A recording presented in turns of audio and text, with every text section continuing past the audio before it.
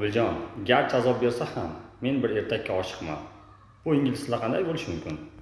I'm in love with a fairy tale, even though it hurts. I'm in love with a fairy tale, even though it hurts. Sen mening yuragimdasan, sen mening qalbimdasan so'zlari ingliz tilida qanday bo'lishi mumkin? You're my heart, you're my soul. You're my heart, you're my soul. Sen shu yerdasan. Men hech narsadan qo'rqmayman. Ushbu so'zlarchi ingliz tilida qanday bo'lishi mumkin? You're here, there's nothing I fear.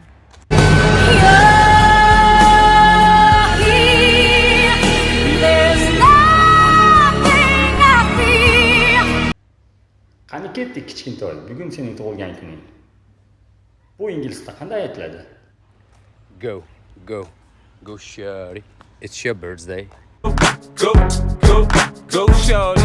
It's your birthday. Sen yaxshi askarsan, jang maydonini o'zing tanlaysan. Bu ingliz tilida qanday aytilishi mumkin? You're a good soldier, choosing your battle. You're a good soldier, choosing your battle. Videoni saqlab, like bosib, follow qilishni sizdan chiqarmang.